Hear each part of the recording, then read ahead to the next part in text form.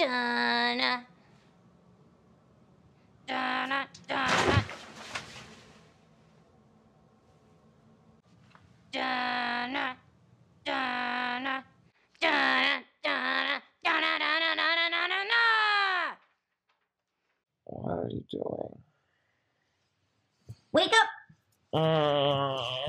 It's time to watch Jaws! The highest grossing film of 1975. Yep. Come on. It's for science! We're gonna need a bigger boat. Boop.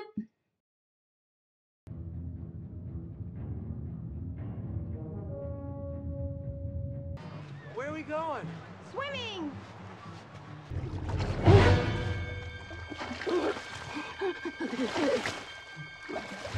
You yell shark.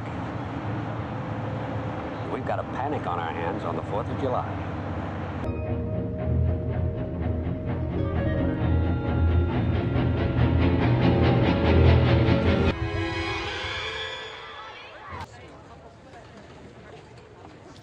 Chief Brody? Yes? Shark comes the nearest man, that man he starts pounding and hollering and screaming. Sometimes the shark would go away. Sometimes he wouldn't go away.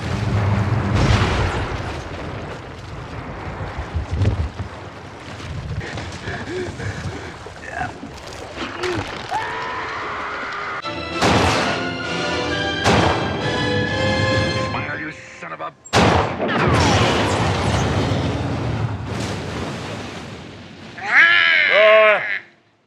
But no, really. Scarier, gigantic puppet shark, or stuffed animal? Stuffed animal. That shark is not scary. No. No. But all the like, I mean, that part. Oh yeah, the movie around the shark is terrifying. You heard the noises I was making. She made some great noises. You should have I heard them. don't like scary movies. But no, the thing I always really loved about this film actually was the acting. That scene in the boat, they're all drinking and talking about their scars, and then it all of a sudden gets so dark as the fisherman just goes off on his war. Like, that's been one of my favorite scenes. That's sort of been, as an actor actually, that's the scene I've looked up to. That's been like my goal to be able to do something like that. I didn't know that. Yeah, it's true. I mean, it seemed like a pretty straightforward, effective, scary movie. I mean, it seemed to follow the traditional pattern of scary suspense storylines. Granted, maybe it wasn't traditional for 40 years ago. It was probably the first creature movie, right? Like, it was actually funny watching that and then thinking about Jurassic Park. Like, the shark cage scene versus the Jeep scene. Oh, yeah. Good call. Mm-hmm. Well, on to the demographics. The demographics. Well, I mean, it was 1975. Yeah. There were still black people in 1975. Yep. And there were black people in this movie. None of them had lines. Not a single one. So they don't end up on our list. So I had a hard enough time just keeping track of the characters with lines, let alone having to track Yeah. every single extra.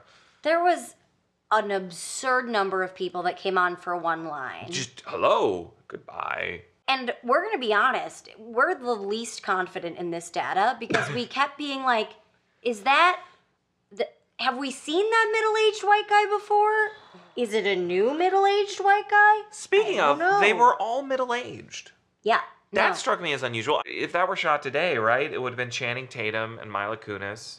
Mila Kunis? Mila Kunis. Milo Kunis. No, that would be a boy's name. Okay. I mean, they have middle-aged white men now, and they're like the Matthew McConaughey's of being 50, right? They're not. Right. Brad Pitt. No, and everyone He's was looking good for his age. super normal looking. Yeah. Even the main characters were super normal looking. The mom, who did a fabulous job, was not what anyone would call the traditional sort of beautiful person. She was a little ugly. I mean that in the nicest possible way. I mean, It was not your refreshing. traditional. Yeah, it really was. That's not something that's really recorded in our data. Beauty's too subjective to track. Yeah, I don't know that we can really do that in a robust way. She's a 7. Ugh. Ooh. Ooh. That one's a 3. So, what about gender There's and like women? quintessential mom. Yeah. There was wife. That might have been. I mean, there were like also a scared mom. women, but like Scared women. You know, there was no meaty Women female who got parts. eaten. Yeah, I mean, if you look at the total number of characters who spoke, I counted there were 9 out of about 45, so like 20% women. So that's not great. And same if you look at larger roles, there was really one large female role, and she did not get to shoot a shark in the face or anything like that. Yeah, it was not a meaty role. She No. was playing the wife. She was just sort of there. I mean, she was fine. So, I don't know. I mean, there were more women than in Revenge of the Sith. About the same number of white people as in Toy Story. I mean, so who knows what sort of a pattern we're seeing. But hopefully as we get more data, it'll start to reveal itself. Ooh, and we'll be able to make like line graphs. I'm looking forward. I'm probably going to do bar graphs, though. I like line graphs better. Sorry, you're wrong. Join us next week when we scrub back to 1965, when the highest grossing film was The Sound of Music. The hills are alive! That is all you know about this movie, isn't it? That and that a doe is a deer, a female deer. Is this some kind of hunting program? Well, not deer hunting.